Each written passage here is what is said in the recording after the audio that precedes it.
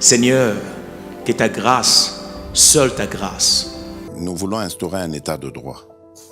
Et dans un état de droit, il y a une justice indépendante.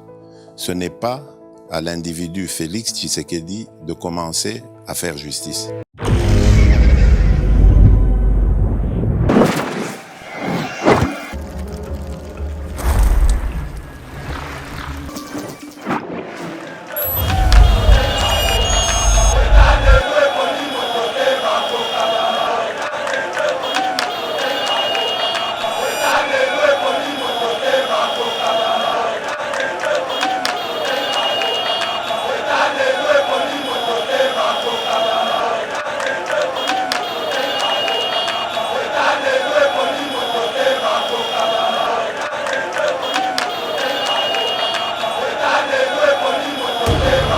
Franck Diongo c'est pas nommé ministre. Abaneko c'est la ministère. Azui Yangote. Azelia comme un mandataire. Azui Yangote. C'est obligatoire. C'est que Fatia a respecté l'idéologie. Il était ce qu'il doit mouloubater pour nommer Yote. Pour Ovivaka, na mongo oyo et où t'as que pas ya Katumbi. Et que Katumbi veut se comporter en opposant, Yangoana est comme un problème. Aujourd'hui, Kabunda a parlé, qui lui a arrêté? N'a bêtise, n'a bloqué, n'a mal à l'aise. Ça veut dire notre démocratie est positive. Il a même injurié en critiquant les chefs de l'État. Hein? Il a incité même la population à la haine. On doit les chasser. Personne ne lui inquiète. Combo na yo, comme n'a pas au ça. Combo na yo, Kabunji. Au commissaire Kabunji. Nous sommes là pour nous. Au Suisse quand boy. Bonjour et bonsoir très chers internautes. Balandi ya Yeba TV. Au Bazuli Bako Rolanda Bisso au monde entier, je pense ça fait moi 2 jours. Oyo to kutante poto solo là et tika na pesa bino mbote et na ebisa bino pe bo s'abonner massivement na chaîne na biso et puis bo partager ma vidéo et na sima caméra tozo mona yemo Steve Konde yemo caméraman yemo monteur yemo enregistrer yemo nyonso pona biso et nous disons vraiment merci à notre frère tika ngai lelo na to solo là na mambwetali mboka na biso parce que il faut lever la nation dans le moment où tozo kende wapi wuti wapi et qu'est-ce qui se passe au juste dans mboka na biso. Nous allons parler ba propos oyo Franck Diongo va tenir vis-à-vis de Bokonza mboka tobeta masolo nango tobeta masolo ya est de la République parce que balingi ba écarter biso na Maramouya est de la République, mais pourquoi pas le sous tozongi ça à l'ordre mato ya bato par rapport à balokuta belé oyo et koko betama na kata mato ya bato. Voilà pourquoi bozala toujours attentif na maramoto kolobela mokona lelo. Nana posa to solo ba imboka parce que aujourd'hui les gens comprennent bitumba oyo mokonza mboka zanango. Et les lobats doivent comprendre combien sont les ennemis de la République. Parce que quand ça l'opposition, ça m'a bêté. Ça veut dire dans un pays où il y a respecter démocratie, sengeli opposition ezala et sengeli pouvoir ezala, c'est comme ça pour moi qui est liboso. Mais dans notre pays nous constatons quelque chose où ezali que non. Les gens ne font pas l'opposition, mais les gens ont de la haine envers Moutou. Parce que faut aller dans l'opposition, ils ont construire. Opposition, ils ont attaquer individu, mais ils ont attaquer le système, qui ça, ma système, et non parler de blablabla. Je vais vous démontrer qu'il y a des gens. Oyo tout bazo bima bazo raté ba sortie médiatique na bango bazobima en dehors ya makambo ndenge ezaleli. Nakopesa ndakisa ya ndeko Frank Diongo na yoki ye mingi. Vous devez comprendre aujourd'hui que quand vous donnez les propositions, Eli Kolobate, quand il propose quelque chose, il faut qu'il yo ozalawana. Mais tant que balelo ke na ke opposition, na ke ko sala boy, mais tu as été déjà dans l'opposition. Sauf que opposition, bon c'est déclaré que opposition. Sauf que un ministre dans le gouvernement, il faut démissionner. Il faut démissionner. Ba politicien congolais ba benga baza ba lokoso. L'homme politique congolais Fanda, il est prêt à sacrifier le peuple pour ses intérêts. C'est ça mental de l'homme politique congolais. Pour ses intérêts, après, il y a la bien, il y a alia alata amela. Capo n'a pas intérêt na ye. Batala ka bien fait à population te. Ce qui les lo nani Frank Diongo abimi ko critiquer gratuité de l'enseignement. Qu'on critique gestion mon compte en boca.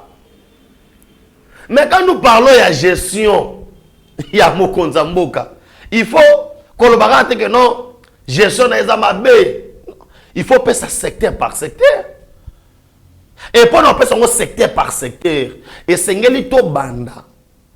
Akuta ki yango wapi, le loi commissaire yango wapi. Ce que non, gratuité enseignement et simbité. Il faut ebisangai avant gratuité. Bana bawande otanga combien? Tango batie gratuité bana bazotanga combien? Et aujourd'hui, pour na ba difficulté to kutana on a gratuité, on doit d'abord reconnaître quelque chose que batoyo bazala qui n'a pouvoir. Ils n'ont pas laissé ben infrastructure oyo ya malunga o bana bakotanga. Ils n'ont pas laissé. Batikali kotika école à malunga te. Batikali kotonga ya malunga te. Mais na manda ya mokonza mboka, nous avons vu des écoles.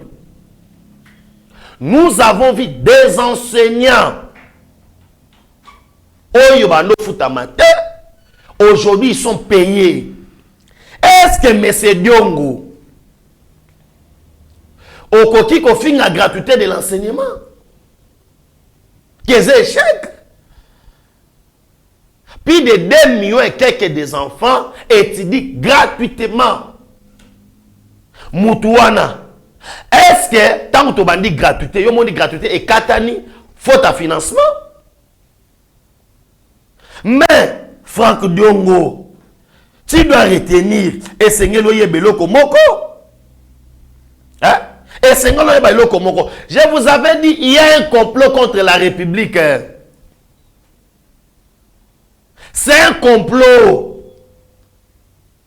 Bana ya mboka, soto fungoli misute. Ces gens ici, ça la bloque pour s'attaquer na chef de l'État parce que bazo monake makamunenge to kenango. Et ça positif. Aliro to kena makambo. Et ils promettre aujourd'hui que le Congo est debout. Hein? Le Congo est debout. Et le Congo est debout. Les Congolais s'intéressent maintenant à la politique par rapport à Makambo Samana Est de la République. Par rapport, on doit chercher quelque chose. Il faut te distraire dans bateau. Qui ne sait pas que Frank Diongo est financé par Katumbi? Et vous savez comment Katumbi a mis ça? Est-ce que sur Makambo Etali, Un étranger a posté, donc on a Kamwana. Abiki peut pas le Belango. Pourquoi? Il est payé par Katumbi.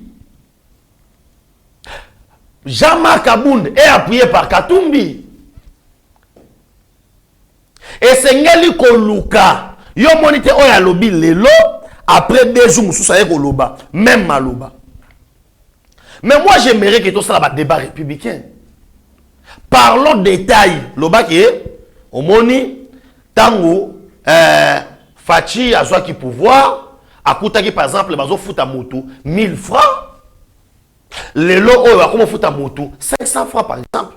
Là vous allez me dire que non, évaluation bo ça là, bo pese note aux ali négatif. Mais dans mon moutaye au dans le secteur et enseignement. Plus de 250 000 basimba bazora mbongo te enseignant. Les lots commis kozwa, au retour ngai monta bazozwa, balobaka vaut mieux 1 que 0.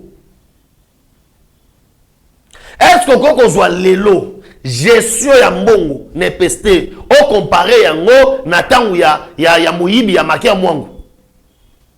On a aussi comparé sur la ministre. Soit dans une performance les lots ya ministre le roi Tony Mwaba. Ce que tu as vu, tu compares na Moyibi. D'abord, est-ce que na Moka Oyo, les gens n'ont pas honte?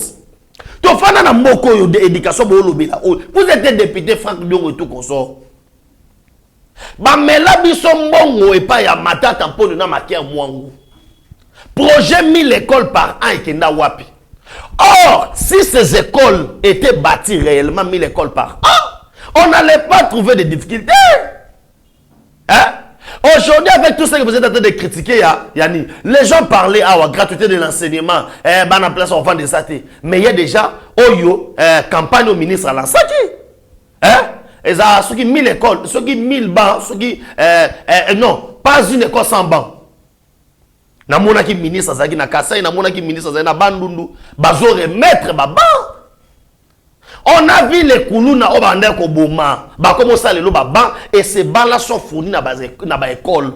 Est-ce que tu peux parler aujourd'hui? Il y a échec à gratuité de l'enseignement, mais c'est faux.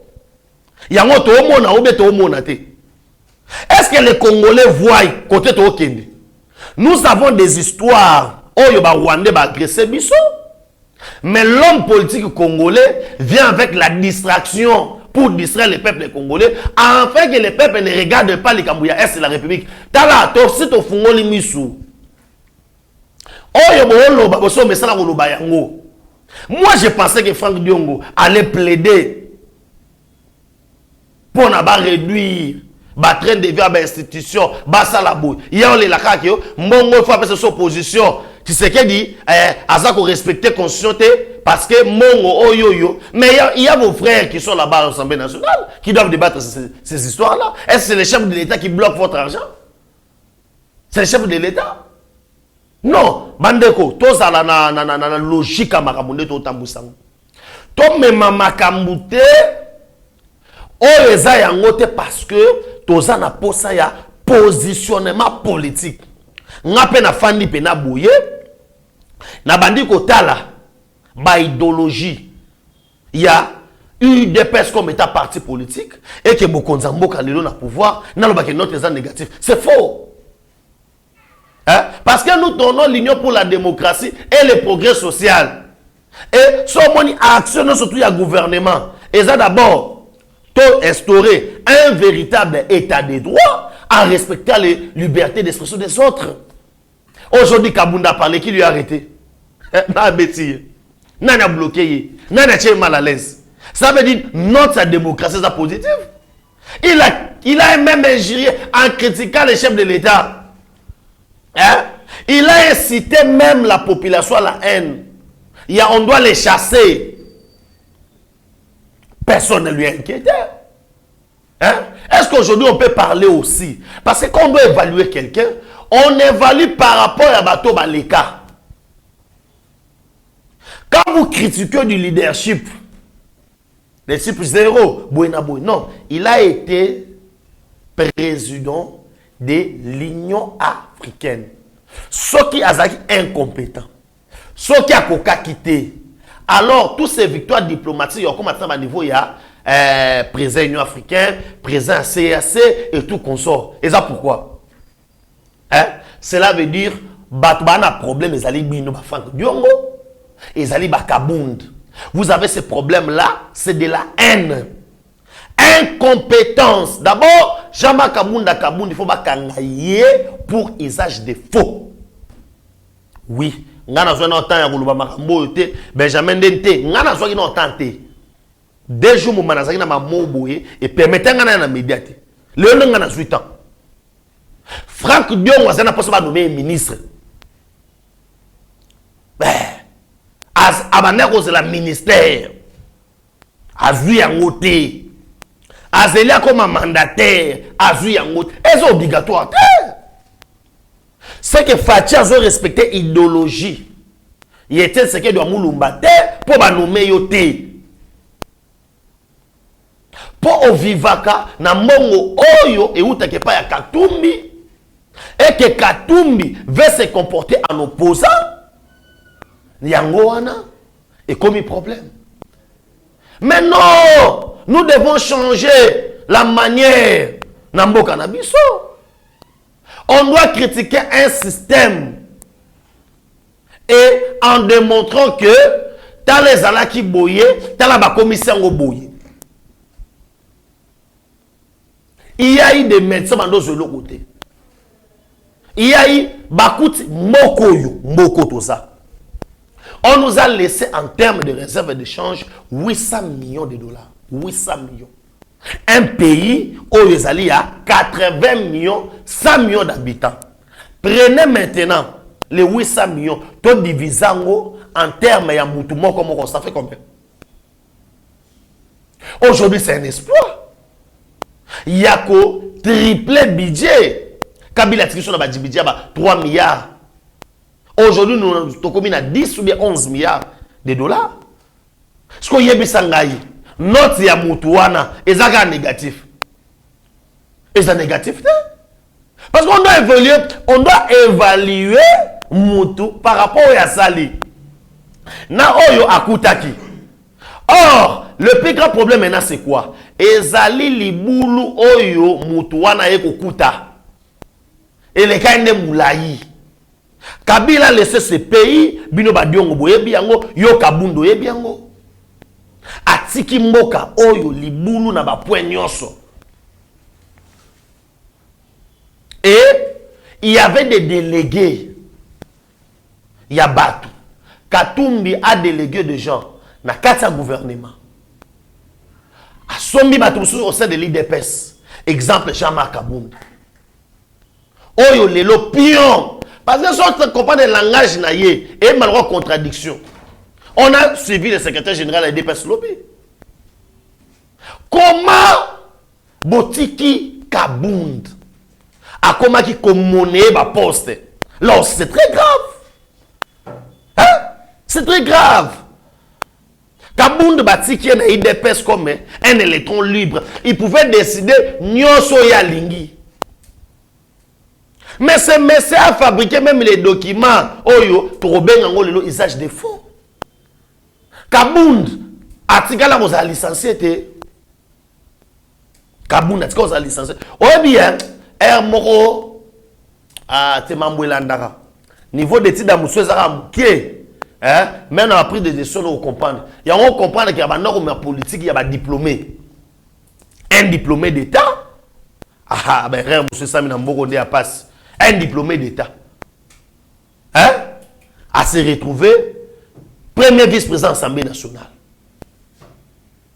Et puis, agissement na yé. Et elle sera un diplômé.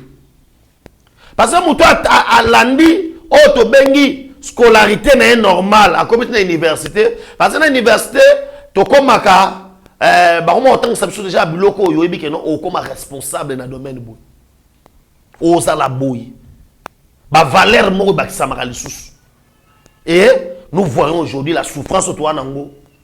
Parce que ces messieurs raisonnent comme un diplômé. Et si na okoma na point ya kokosa kombo na yo. Là c'est grave. Hein? Kombo na yo. Kombo na yo, kombo na point kokosa ngo.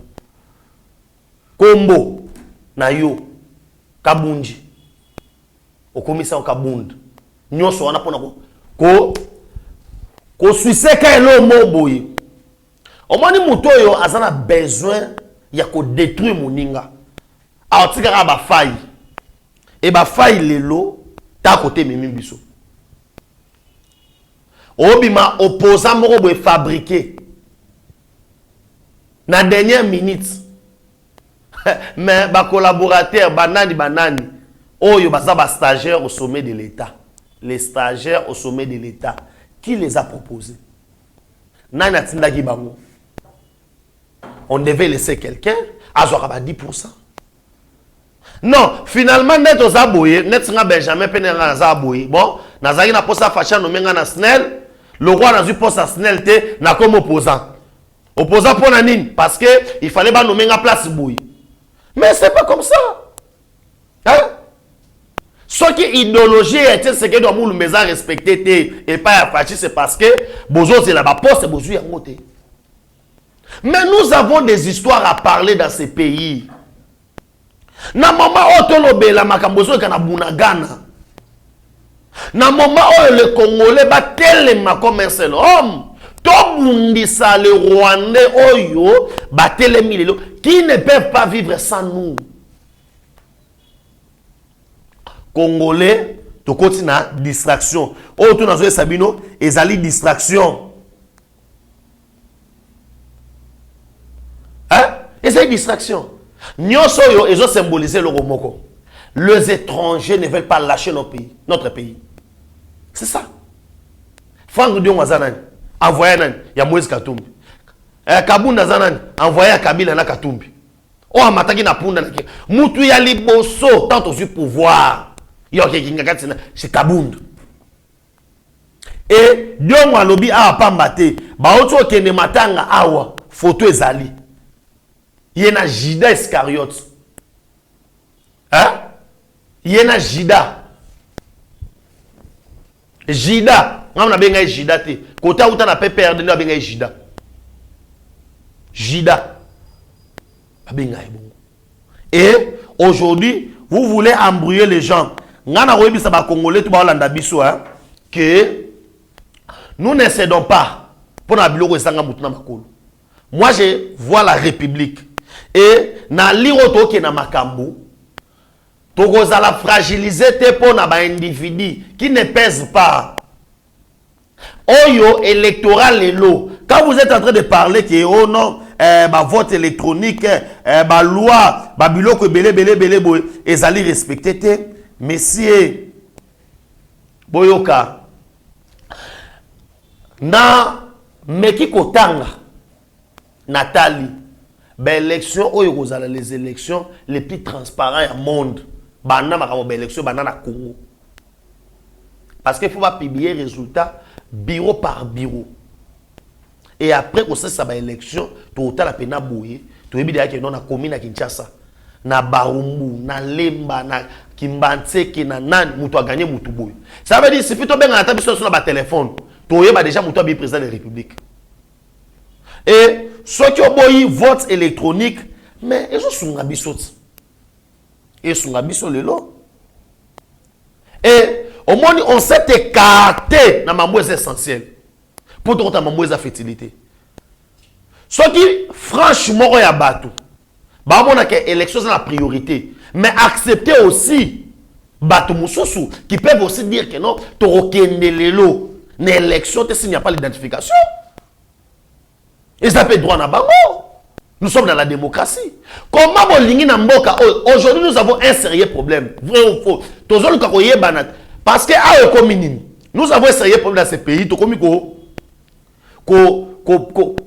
Benga batu ko lansa mabilongi ndenge zali olokola munzu na eza boye seka za Rwanda non olokola aza boye seka za Uganda te esengeli toyebana nani azali congolais nani azali congolais te na mo est-ce que toyoka ka soni te toyoka ndebo sa makelele wana nyoso twana toyoka pena soni te ke toyebani te na za congolais na za congolais te hein. Nous n'avons pas une carte pour citoyens. Exact. Hein? nous n'avons pas une carte pour citoyen. Exact. Tala, yo okoyela ngai yo no ba investir aboy ko ya pour na incompétence, pour na boy non. Makambo ebele. Et ezali na kati wana. Aujourd'hui, vous ne pouvez pas, tous sur la Mambouya nation, venir ko bebi sa makambu pour les individus. Tout le la nation. Tout le la makambu ezoleka. Aujourd'hui, vous êtes prêts. Il y a ko allié.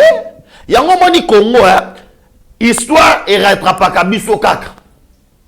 On a tué Moussé Laurent Desiré Kabila, ba vena biso ba Sesanga, ba Lambert Mende, ba Thomas Louaka. Tous ces gens-là, ils ont composé l'RCD. RCD, on est comme un CNDP. CNDP, on est comme un M23. Pour Nanini, l'homme politique congolais, face à ses intérêts, il y a un barreau qui s'attaque, non? Zoa, poussière, tiens, on a mis la régie des eaux, batunion sur Bakoufa. Mais, il y a autant de milliards congolais au Salango. Aujourd'hui, est-ce qu'on a un président Oyo Azo gérer crise à Est pour les Kafachi?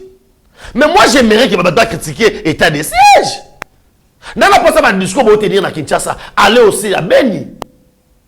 Bokendepe, Nanini na Bunagana. Bokende na Uvira, aller tenir le même discours. Dans le moment où nous débattons, parce que ma faille est mon année. Dans le moment où les chefs de l'État, avec le peu de moyens, il s'est investi dans la formation à soldats. Quand vous critiquez, il y a un bataillon jungle. Vous voyez bataillon, il y a un commando à Kanseta. Formé, vous voyez aujourd'hui, les Congolais ont compris que nous avons notre frère, notre sang, autre soutenir. Bayoki mbela ya mokonza mboka bango nyonso ba okota armée ba jeune bazo okota armée bazo s'enregistrer ba comprendre que non c'est maintenant ou jamais awa nde sikoyo ba congolais mususu bazo ko la biso. Quand nous parlons il y a social et tout consort, mais nous avons ba barrage les autres ngamba par-ci par-là. Courezo kota na babisiko nanu etikala kokota te. Maezo kota na bakato na etikala kokota te.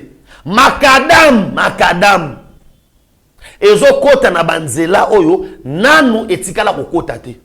Koti ya Congo, koti ya pays na biso. Est-ce qu'aujourd'hui les propos que Kabunda avait tenus vis-à-vis à chef de l'État Natangu ya Kabila et les Guinéens RTNC, hein? Et les Guinéens RTNC. Messieurs, ne dites pas que les chefs de l'État ont préparé glissement, ont préparé fraude électorale, ont préparé. Non. Boye bisane na population, hein? Na oyo facha zo sala, tout le monde a gagné en 2023. Papa, 2023, ça nous musika pour nanga. Il y a encore des vies à sauver. Il y a encore nos frères au Babou Mabango. Pourquoi toi, on a pitié, toi, on a mawate? Hein? Toi, on a mawate. Dans le moment où les Occidentaux, tout le monde est la communauté internationale. Hein? Communauté internationale. Et voter contre Bissot. Pour la prorogation, il y a embargo. Ba empêcher tout son maminduki. Na pays ni nyango, oh, baza agressé. Ils craignent les lots. Ne baza agressé par la Russie. Tout kakuna ba opposant, ba discuter avec le chef de l'État que non, maintenant nous sommes négatifs. Là c'est de n'importe quoi. Bon c'est là, bon tenir discours na bino wana na moment de campagne. Mouton empêcher bino zana été. Mais arrêtez de distraire la population à cause de Mbongo. Parce que le chiffre les démontre. Au moins les Congolais de Fandi a au moins ba créer leur homoroboui. Pour ba distraire opinion. Ngana zo sabino to bunana Rwanda. Na oyebisa mokonza mboka. Ozana soutien ba Congolais à 100%. Lelo oyo tous ces gens-là qui se mettent à critiquer, le peuple congolais a découvert bango.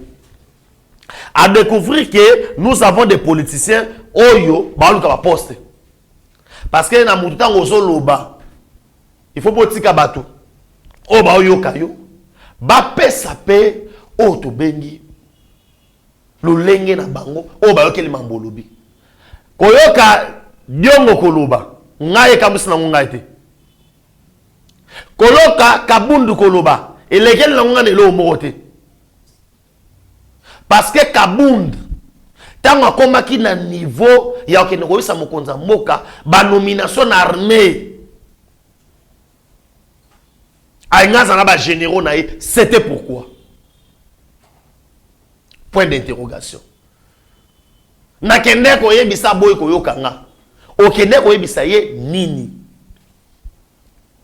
ono yebisa ye nini ba discours te na tema ki na perchoir na baki baba ki sambongo mais ngana linga ba courager bazala na yebisa ki banga baba ki sambongo ya ba soda ba boya ki ngana démissionner c'est ça être courageux chaque fois to banda ko bun ngai banga bakatanga loboko na ngai katana mbala moko oyo nazwa $100 et pas kabundu ezaka na 0 heure na 0 heure balongo les présents à l'Assemblée nationale il faut ce que mabunda alongwa boya tocha pression mabunda sa nini alongwa to koma wana ba 22 heures to ebisi président tozana ba veste rolata te poto kota kuna apesa biso ba $100 nyoso wana kabunda bano sans pour intérêt na ye mukolo kabunda zonga na Assemblée nationale comme état premier vice-président de l'Assemblée nationale. Tu as un numéro de téléphone. Je suis en réunion. Et là, quand Kabuna Longoli IDPS, à Longwete, mais Bengani, IDPS a montré que non, Soto Zakana Moutoyo, Toyo que ça m'a sonné. Église Angani, Yankolo, Baosambela. Yoki, au botoli d'instrument. Au Kangana venu place yo fandaka. Ce que Moutou a boindo zo revo comme chef de l'État. Hein? Moutou ya boinda zo revo comme chef de l'État. Franck Diongo afandi azeli. Mais Franck Diongo, tu devais nous dire, est-ce qu'au Congo il existe encore des prisonniers politiques? Est-ce qu'au Congo il existe encore pour Mokonza Mboka en matière de non négatif selon you? Est-ce qu'au Congo il existe encore au moyen à Congo ezate pour bakanga et passeport? Ça n'existe pas. Ça n'existe pas. Et cela veut dire quoi? Comme on a mandat à Mokonza Mboka au azali lilo, il y a des notes positives. N'est-ce pas que l'infiltration leur émission à sala qui ngamo aujourd'hui n'est-ce pas infiltration c'est loko yo ba préparaka yango bane ebele soko bandi kotala lelo nous sommes infiltrés par les étrangers qui influencent même la classe politique oyo bazo tiana dictat ko lança ba moyen baza nango et ces moyens bazwa ngapi na Congo Congolais après on sait kabande konaye comme Franck Diongo c'est notre frère maintenant atali bino koto on gagné mingi ozali prêt ya ko tenir ba propos Franck Diongo au PZT hein au PZT na poids politique pe na boyi au PZT parti na yo ezana ba quartier dans le côté attend un poids sur le plan national. Bokende. Bosangana. Et puis on ne peut pas quitter quelqu'un n'a pas injure, n'a pas critique, non. J'ai aimé Moïno Nzangi. À quoi ça appartient na ye? Natika le monde à place oyo a fandi pour bana ofinga katumbite. Bazaki na sika moko tout consort a sepeli ko sa nzela na ye, a sa nzela na ye librement. Et vous ne pensez pas que na ko tenir ba propos oyo eza yango te eza ya lokuta oyo afandisa ngai pe lelo boye oyo afandisa ngai pe lelo boye que matata mpo ne pas les na TV abana ko critiquer système mais c'est grave oyo afandisa ngai boye et ba congolais o ba olanda ngai monde entier o ba olanda ngai monde entier bazo comprendre malembe côté nini yango tozo kende na mboka bazo comprendre muke quels sont les ennemis de la République pe souci na bango ezali nini na esaki bino ke avato koma le 31 décembre 2022 otosali et belé bako bima et na ebisi bino ke élection auto ko gagnango all les mains to gagner yango parce que les notes ezali positif et que les gens préparent glissement pour que na papa oh nous sommes ba doit ça bloc oyo et ato que na dialogue de comment abi amamno so bimsa oui to que na dialogue Rwanda na Uganda ba yebi fonctionnement na biso ndenge totambolaka bazana batu na bango omonaki Kabunda zo sala point de presse nana yaki wana Mukebai yaki pona nini parce que makambo o il fallait Kabunda loba il fallait se pesa Katumbi ba pesa gimbongo na ba fallait ba ya wana oki maloba Mukebai na sepeli pona yoki sikoyo elobeli etetse ke do muluma na nini nous à l'IDPS, on peut dire Kabunji, on lui a donné tout. On lui a donné tout. Oh, nous sommes en PCI, na IDPS. Nyoso. À contrepartie, qu'est-ce que Kabunji a donné à l'IDPS? Inciter les combattants. Ko beta batu. Ko tobola wapina batu. Ko bundisa bagade chef ya bagade républicain. Qu'on manque batu, qu'on tambola na ambassade, ngamu na pesa pouvoir, ngamu na sala boy. Mise mo ayemba likambo bongaye et bo misaka mutu makasi. Et aujourd'hui les Congolais, vous comprenez que on n'a pas de gens. Quand on a la analyse politique il y a mboka na biso, nous n'avons pas de politiciens oyo baosani bazo luka intérêt à population té pour ce nous avons ba politicien ba luka intérêt à population makambu ya M23 banga ba lobela yango to ngato sangana namona Sama Benaden a bêta États-Unis d'Amérique. Il n'y avait pas d'opposition, il n'y avait pas les pouvoirs. Ils se sont rassemblés, bango nyonso basangani rien que pour bakutana basangana pour l'intérêt des États-Unis d'Amérique. Pour l'intérêt. Mais moi je vois des Congolais basangani bayokani pour na partage à gâteau. Bon matabo kita c'est pas l'IDPS ne botuna mambo élection. Il y a une commission électorale indépendante où ils ont chargé d'organiser l'élection. Bolanda yango. Na pesi bino merci. O bozaki bela rolanda ngai. Na pesi merci. Na ba onso balanda biso monde entier. Na esa bande koke. Oza poso somba lupango na yo $2000. Payable na ba tranche na maluku na ntele. Numéro zara moko. Plus de 143 9 70 40 89 57.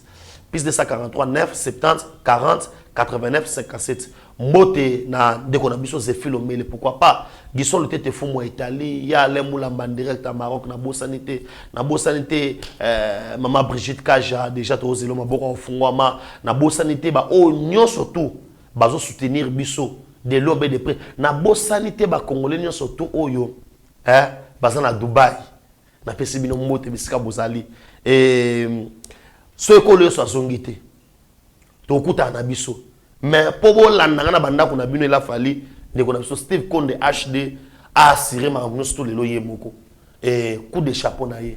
Pourquoi pas oyo nyonso balingaka yeba TV nayebi ke sokolo so azongi te tokutana mikolo ezali koya. Ciao.